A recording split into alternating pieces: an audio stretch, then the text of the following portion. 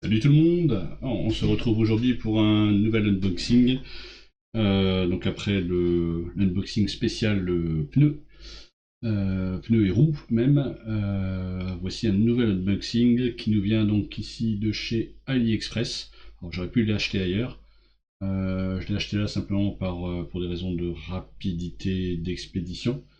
Et je dirais qu'au niveau prix, c'était à peu près équivalent, peut-être légèrement inférieur, mais bon, en tout cas, ça a permis d'avoir la chose assez vite, donc c'est quelque chose que j'ai commandé il y a à peu près 7 jours, et donc voilà, reçu en lieu et place 7 jours après.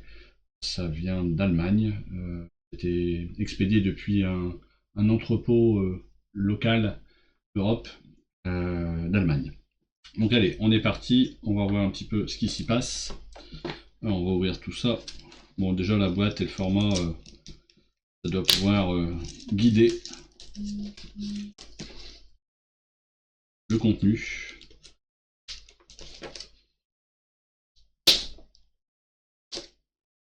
Désolé, je vais pas te perdre de ciseaux ici, alors je fais tout au scalpel, mais ça va très bien. Hop. Et voilà. Donc, une petite boîte de lipo. Alors, qu'est-ce donc cette lipo? DXF Power Battery. Donc, c'est une lipo, comme son nom l'indique, haute qualité, haute performance, garantie amicale, c'est merveilleux. Ça a été fabriqué quand même en Chine de toute façon. Ça, il n'y a pas de secret. Alors ici, quel est le contenu? Alors on a un scratch, ça c'est pas mal. Mais on a un souhait de changer les scratchs de fixation côté bac, bac à lipo. Un petit scratch DXF Power. On a, hop, on a le câble, donc c'est du PK5 et Tedin de l'autre côté, hein, puisque moi je tourne encore au Tedin majoritairement, par du XT60 sur le Carten. Le petit câble d'équilibrage qui est relativement long, j'en ai des plus courts, ce sont des câbles qui ont déjà été ressoudés, parce que forcément au fur et à mesure on les raccourcit, et au plus c'est court, au plus c'est quand même gênant au niveau du branchement. Parce que souvent quand on branche au chargeur, bah voilà, entre la prise d'équilibrage et la prise de charge, on n'a quand même pas 10 cm d'écart, donc c'est toujours problématique. Une petite notice en anglais, en français, en espagnol, très bien. Il y a de l'italien aussi. C'est de l'avertissement. Pas exposer au soleil, ne pas les laisser au feu, etc. etc. Bon, ça ok. Et donc ici, la lipo en question. Donc en hard case, hein. Donc une DXF Power Battery, 2S, HV, donc Hot Voltage. Alors c'est du. Alors, ils mettent quand même du 7,6 en 9200 mAh. Donc tout de même une bonne capacité. Jusqu'à maintenant, j'avais les plus grosses que j'avais du 6000 sur la LRP et du 6600 sur les CNHL. Vérifie. Donc effectivement, sur la LRP, j'étais en 6000. C'était aussi du HV 7,6 en 130C. Donc là pareil, on est sur du 130C. Donc c'est les valeurs de finalement de débit de courant continu les plus élevés que j'avais hein, jusqu'à maintenant. J'ai déjà eu en dessous. Et donc là ici en termes de configuration, on est sur du 2S 2P. Donc là c'est que C'est l'aspect donc de cellules et l'aspect du type de montage des cellules, série ou parallèle. Voilà, donc là, concrètement, ici, donc on a l'indication plus et moins, mais bon, comme à mon habitude, moi je vais mettre un système de scotch, Chatterton rouge, Chatterton noir, plus et moins. Et très sincèrement, quand on doit faire vite, même si on a le temps, ça peut nous arriver de se tromper. Donc là, hop, pas de souci. Le câble de charge. Alors moi ce que je vous propose tout de suite, c'est de regarder un petit peu les valeurs qu'on a au niveau du chargeur. Bon là comme je vais pas forcément la mettre en charge, je vais pas forcément non plus m'embêter à, à mettre en sac. Hein. Attention, donc là on vérifie, toujours plus, ok, on est bon. Le câble de charge, vous voyez le câble de charge, pas de charge mais d'équilibrage, pardon, toujours un peu juste en termes de longueur. Donc ça a tendance à vouloir tirer dessus. C'est ça qui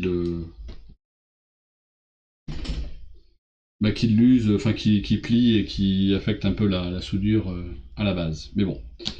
Alors ici, ce qu'on a, hop, on va regarder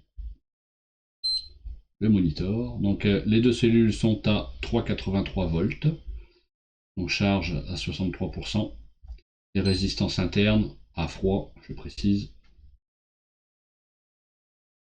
voilà, 2 milliohms et 3 milliohms. Donc là, on n'est pas trop mal.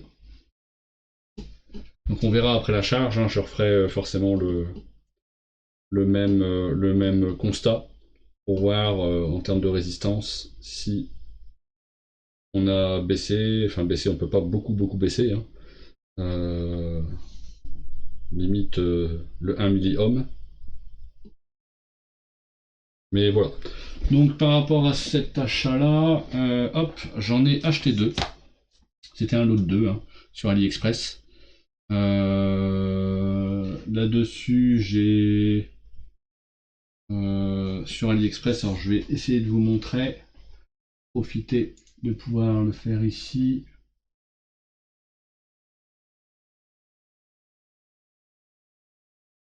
Hop.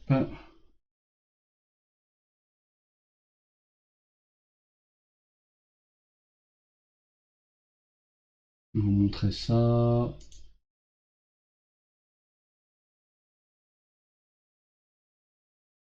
Là, et ici, ici le partage fonctionne.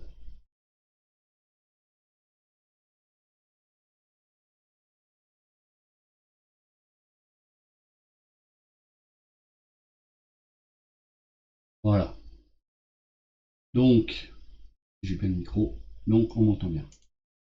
Donc voilà les lipos que j'ai achetés, donc ils font par 2, par 4 ou par 6. Donc par 2, alors 65,99€, donc 66 euros.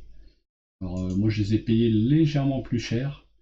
Ils étaient à 72 euros.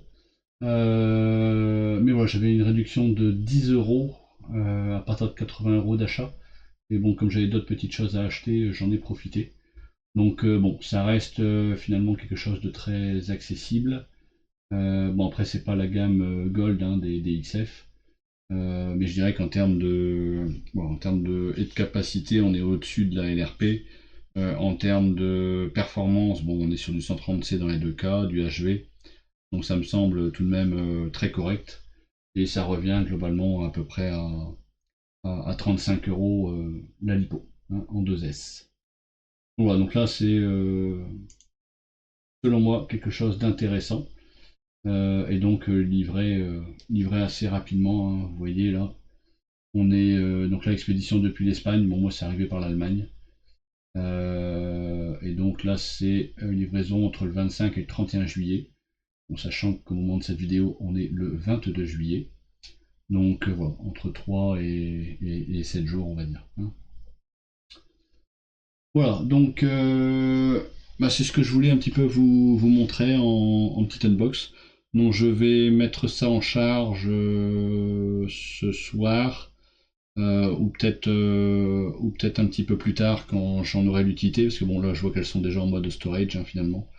3,83, 3,84. Donc pas de souci. Alors étant donné que j'en ai deux, c'est exactement les deux mêmes, hein, bien sûr. Ça va de soi. Du coup je me retrouve avec deux scratchs. Donc je peux, si je le souhaite, changer les scratchs présents sur le BXL notamment. Hop. Si j'ai envie, il faudrait que à la limite j'adapte au niveau du châssis, parce que je pourrais très bien mettre les scratchs dans l'autre sens. Donc en mettre un là et un ici. Si je souhaite changer ça.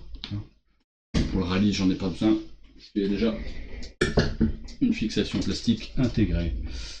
Voilà. Bah écoutez, merci de m'avoir regardé. Je vous remettrai le lien du produit sous la description de la vidéo. Et je vous dis à bientôt sur RCM Modélisme. Salut, ciao ciao.